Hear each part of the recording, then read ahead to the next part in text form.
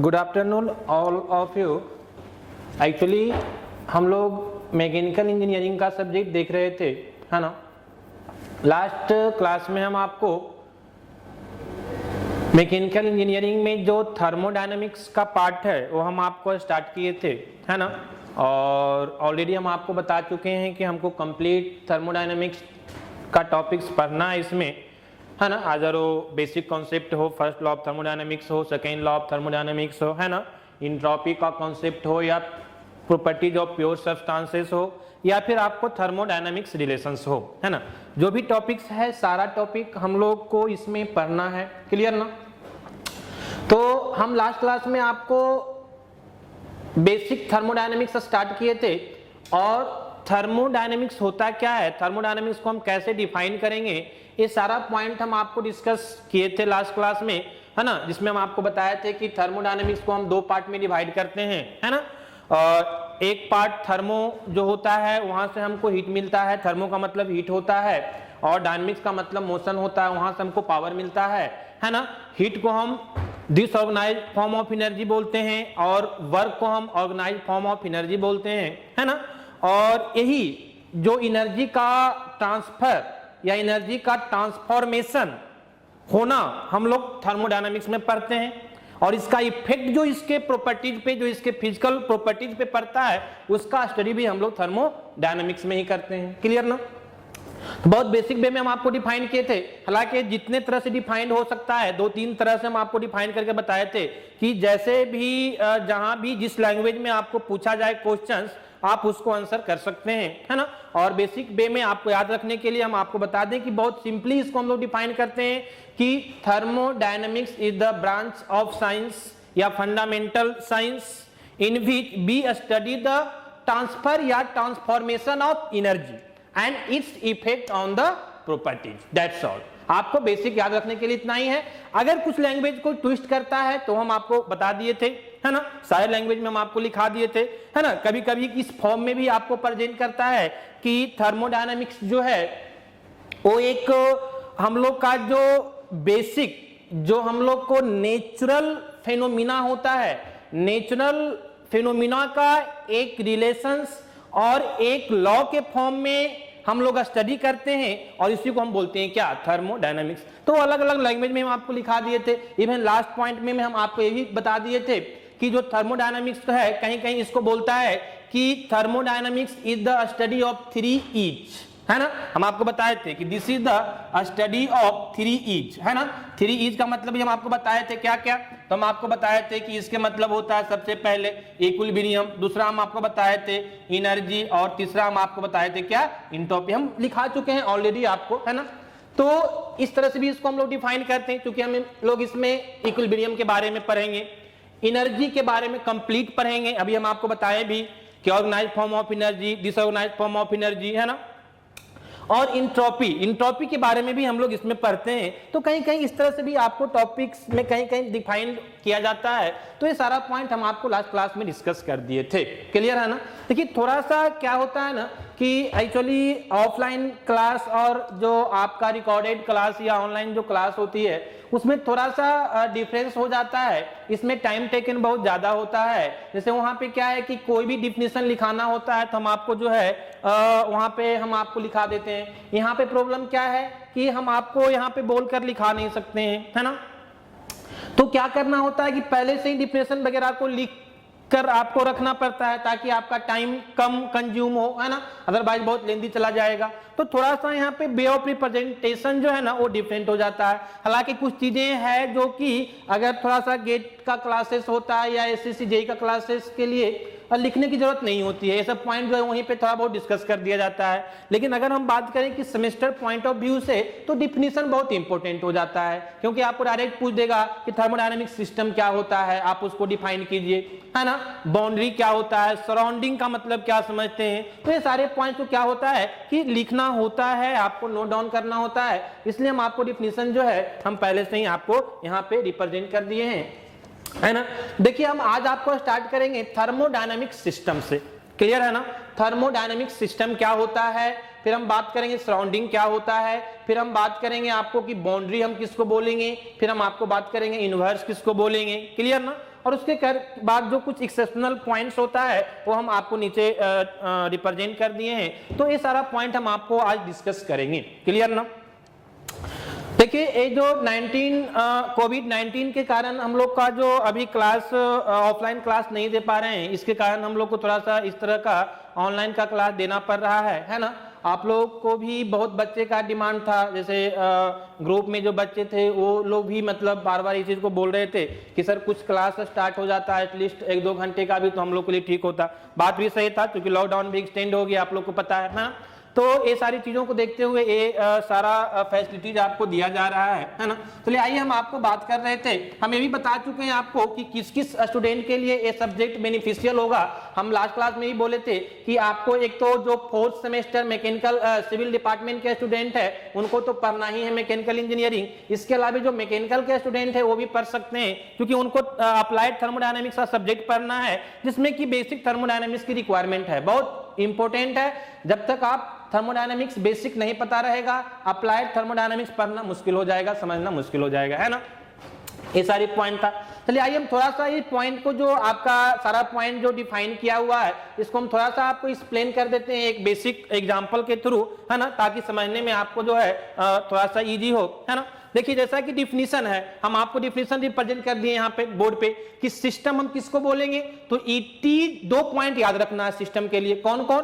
तो पहला पॉइंट याद रखना है कि it is a region in a space at which our study is focus और कंसंट्रेटेड। फोकस और कंसंट्रेटेड, क्लियर है ना। कहने का मतलब क्या है कि पूरे स्पेस का कोई एक ऐसा रीजन जिसपे मेरा स्टडी फोकस है, जिसके बारे में हम स्टडी करना चाह रहे हैं या जिसका स्टडी करने के लिए हम जिस रीजन पे कंसंट्रेट कर रहे हैं वही मेरा सिस्टम बन जाता है। वो चाहे कुछ भी हो, मान लिया आपका क्या है डस्टर है, मान लिया आपका मार्कर है, अगर इसके बारे में हम स्टडी करना चाहते हैं, इस पे अगर हम फोकस करना चाहते हैं तो मेरा क्या बन जाएगा? सिस्टम बन जाएगा। पहला पॉइंट। दूसरा पॉइंट आपको क्या ध्यान रखना है कि it is a certain quantity of mass. इसमें कुछ सर्टेन क्वांटिटी ऑफ मास होगा which is bonded by certain boundary. जो क्या होगा कि एक सर्टेन बाउंड्री से वो क्या होगा? बॉन्डेड होगा। ऐसे ये मार्कर है तो इसका भी एक बाउंड्री होगा, इसका मतलब ये कहीं भी नहीं हो सकता है।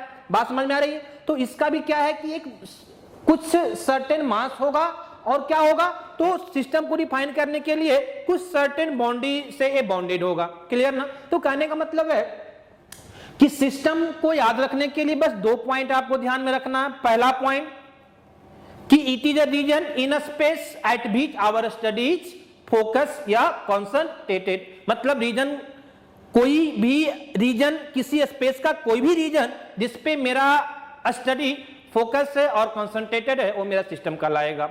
दूसरा पॉइंट क्या याद रखेगा कि इट कंटेन्स या it having certain quantity of mass which is bounded by certain boundary. इसका कुछ मास होगा जो कोई सर्टेन बाउंड्री से क्या होगा? बाउंडेड होगा, that is known as system. तो ये 2 पॉइंट आपको ध्यान में रखना और बहुत इजी भी है। चलिए आइए दूसरा हम बात कर रहे हैं कि सराउंडिंग किसको बोलेंगे, है ना। तो जैसा कि हम आपको रिप्रेजेंट कर दिए कि anything external to the system, system के अलावे जितने भी चारे चीज होंगे वो क्या कहलाएगा? मेरा वो मेरा सराउंडिंग कहलाएगा। जैसे मान लिया हम आपको एग्जांपल बताएं कि अगर मार्कर के बारे में हम स्टडी करना चाह रहे हैं, इस पे फोकस कर रहे हैं, मेरा सिस्टम बन गया। क्लियर है। अब इसके अलावे anything external to the system, अब सिस्टम के बाहर जितना भी सारी चीजें हैं वो क्या हो गया? वो इसका सराउंडिंग हो गया। बहुत सिंपल है। क्लियर ना। उसी तरह एक पॉइंट आपको है बाउंड्री। तो बाउंड्री क्या होगा? तो बाउंड्री वो पॉइंट होता है, बाउंड्री हम उसको बोलते हैं, है ना, जो मेरा सिस्टम और सराउंडिंग को क्या करता है? अलग करता है। सिस्टम और सराउंडिंग को क्या करता है? सेपरेट करता है। इसलिए हम बोल सकते हैं कि the separation between system and surrounding is known as boundary. Clear है ना। और इसी तरह हम इनवर्स की बात करते हैं तो ये इनवर्स का मतलब समझते हैं, दोनों हो जाएगा, सिस्टम प्लस सराउंडिंग। क्लियर ना। आइए देखिए इसको हम थोड़ा सा आपको समझाने की कोशिश करते हैं एक एग्जांपल के थ्रू। बहुत इजी है, बहुत सिंपल है। चलिए देखिए ध्यान दीजिए। और मान लिया जाए कि ए मेरा यूनिवर्स है। क्लियर ना। सपोज दैट कि ए मेरा यूनिवर्स है है ना। ये मार्कर थोड़ा सा है ना, हम दूसरा चेंज कर लेते हैं।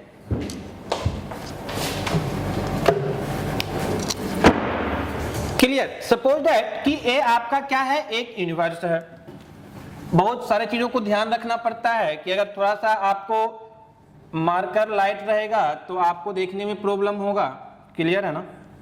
तो मान लिया जाए कि ये आपका यूनिवर्स है, मतलब इसी में दोनों होगा, सिस्टम भी होगा और सराउंडिंग ही होगा। क्यों? क्योंकि इनवर्स का मतलब सिस्टम प्लस सराउंडिंग। क्लियर है ना। अब मान लिया जाए कि सिस्टम हम किसको बोलेंगे, बाय डेफिनेशन हम पहले ही बोल दिए कि सिस्टम जो है वो कोई एक रीजन हो सकता है पूरे स्पेस में जिस पे मेरा स्टडी क्या है, फोकस है या कॉन्सेंट्रेटेड है। दूसरा पॉइंट ये भी उसका कुछ क्या होगा, सर्टेन अमाउंट ऑफ मास होगा जो कि एक सर्टेन बाउंड्री से बाउंडेड होगा। Very easy. तो सपोज दैट कि एक कोई एक रीजन है जिस पे मेरा स्टडी करना चाह रहे हैं। क्लियर ना। और ए एक क्या है, एक सर्टेन बाउंड्री से बाउंडेड है जिसका कुछ सर्टेन मास भी होगा, है ना। तो ये मेरा क्या कहला जाएगा, दिस इज माई सिस्टम। ये मेरा क्या कहला जाएगा, सिस्टम। दूसरा हम क्या बोले, सराउंडिंग। तो anything external to the system, इस सिस्टम के बाहर जितनी भी सारी चीजें हैं वो सारा का सारा मेरा क्या कहलाएगा, सराउंडिंग। तो a external to the system, ये मेरा क्या कहलाएगा, this is known as surrounding. बात समझ में आ गई। 3 पॉइंट हम बता दिए इनवर्स में, दोनों system plus surrounding, system surrounding, ये दोनों भी हम आपको डिफाइन कर दिए। अब तीसरा पॉइंट है कि बाउंड्री। तो वेरी इजी, आपको यहां पे रिप्रेजेंट भी किया हुआ है कि separation between system and surrounding is known as boundary, है ना। जो सिस्टम और सराउंडिंग को सेपरेट करेगा वो मेरा क्या कहलाएगा, बाउंड्री कहलाएगा। तो ये जो सेपरेट कर रहा है यही मेरा क्या है, ये मेरा बाउंड्री है। This is known as boundary, this is known as boundary, ये मेरा क्या है, बाउंड्री है। तो कहने का मतलब कि हम एक क्लियर हो गया 4 पॉइंट्स। क्या क्या कि जो मेरा सिस्टम है वो क्या होता है, तो system any region in the space, 2 point याद रखना है, any region in the space at which our study is concentrated या फोकस्ड। क्लियर ना। दूसरा पॉइंट ये भी याद रखना है कि it having certain amount of mass which is bounded by a certain boundary. 2 point याद रखना है। सराउंडिंग के मतलब बहुत इजी कि anything external to the system is known as surrounding. Boundary जो सिस्टम और सराउंडिंग को क्या करेगा, सेपरेट करेगा, that is known as boundary. और यूनिवर्स जो सिस्टम और प्लस सराउंडिंग दोनों को मिलाकर अगर हम एक साथ बात करेंगे तो उसको हम क्या बोलेंगे, इनवर्स बोलेंगे। क्योंकि क्या, पूरे यूनिवर्स में 2 ही चीज हो सकता है, क्या, एक सिस्टम दूसरा सराउंडिंग। ऐसा कभी नहीं कंफ्यूज करना है कि मान लिया जाए 2 बॉडी है तो एक बॉडी और ये दूसरा बॉडी, तो अगर ये मेरा सिस्टम हो गया तो ये बॉडी भी क्या कहलाएगा, इसके लिए ये भी उसका सराउंडिंग कहलाएगा। कभी कंफ्यूज नहीं करना है कि ये अलग सिस्टम हो जाएगा, ये अलग सिस्टम हो जाएगा, नहीं। अगर हम एक बार में किसी एक ही सिस्टम को हम डिफाइन कर सकते हैं, मतलब एक बार में हम किसी एक ही रीजन को स्टडी कर सकते हैं, फोकस कर सकते हैं, तो वो मेरा सिस्टम कहला जाएगा। और इसके अलावे जो भी डिफाइंड होगा एक्सटर्नल टू द सिस्टम क्या कहलाएगा, सराउंडिंग। क्लियर है ना। तो पूरे इनवर्स में 2 ही चीज हो सकता है, एक सिस्टम दूसरा सराउंडिंग, इसीलिए हम लोग इनवर्स को क्या बोलते हैं, सिस्टम प्लस सराउंडिंग। क्लियर है ना। दूसरा पॉइंट हम आपको लास्ट में एक पॉइंट नोट करके यहां पे रिप्रेजेंट कर दिए हैं, है ना, कि जो मेरा बाउंड्री है कैन बी रिजिड और फ्लेक्सिबल। ये जो बाउंड्री है ये रिजिड भी हो सकता है, रिजिड का मतलब आप समझते हैं, क्लियर ना। और ये आपका फ्लेक्सिबल भी हो सकता है, क्लियर। ये रियल भी हो सकता है और ये इमेजिनरी भी हो सकता है। बात समझ में आ रही है। कहने का मतलब कि कोई रीजन को हम इमेजिनरी लाइन से भी दिखा सकते हैं कि मान लिया यही मेरा यूनिवर्स था, अब इसमें हम कुछ इस तरह से एक इमेजिनरी सिस्टम को भी हम दिखा सकते थे, क्लियर ना, इमेजिनरी लाइन से भी हम दिखा सकते थे। तो कहने का मतलब ये बाउंड्री जो है ये आपका रियल भी हो सकता है, इमेजिनरी भी हो सकता है ना। ये आपका रिजिड भी हो सकता है, ये आपका फ्लेक्सिबल भी हो सकता है, क्लियर। इसीलिए हम आपको नोट्स में एक पॉइंट दिखा दिए कि बाउंड्री कैन बी रिजिड और फ्लेक्सिबल, है ना, रियल और इमेजिनरी। क्लियर है ना। तो ये सारे पॉइंट हम आपको डिस्कस किए 1 by 1। क्लियर है, सिस्टम प्लस उसके बाद सराउंडिंग, उसके बाद बाउंड्री, उसके बाद यूनिवर्स, ये बेसिक पॉइंट्स है। फिर हम इसके बाद आपको आगे डिस्कस करेंगे, है ना, that is known as types of system, है ना। टाइप्स ऑफ सिस्टम में हम जो है वो 2-3 तरह से डिफाइन करेंगे, क्लियर। मेनली 3 तरह से हम लोग जो है टाइप्स ऑफ सिस्टम देखते हैं। सबसे पहले हम उसको बात करते हैं, है ना, और कंट्रोल मास सिस्टम, या उसी को बोलते हैं हम लोग क्लोज्ड सिस्टम, क्लियर। दूसरा होता है कंट्रोल वॉल्यूम सिस्टम, या उसी को हम लोग बोलते हैं क्या, ओपन सिस्टम। और तीसरा होता है मेरा that is known as isolated system. तो ये हम आपको देखेंगे फिर नेक्स्ट क्लास में, है ना। देखिए प्रॉब्लम क्या है, प्रॉब्लम यही है कि अब हम आपको टाइप्स ऑफ सिस्टम को डिफाइन करेंगे। हम टाइप्स ऑफ सिस्टम को डिफाइन यहाँ पे करना स्टार्ट करेंगे, तो अब क्या है कि उसका जो, जिसे मान लिया कि कंट्रोल मास सिस्टम हो गया, जिसको क्लोज सिस्टम बोलते हैं, अब उसको डिफाइन करने के लिए उसका जो डिफिनीशन होगा वो हम ऐसे लिखा नहीं सकते हैं, है ना। फिर हमको क्या करना पड़ेगा, रिप्रेजेंट करना पड़ेगा, क्लियर है। तो ये थोड़ा सा एक प्रॉब्लम्स है, हम इसको फिर देखते हैं इसके बाद वाले में, that is known as types of system. Okay, हाँ, थैंक यू।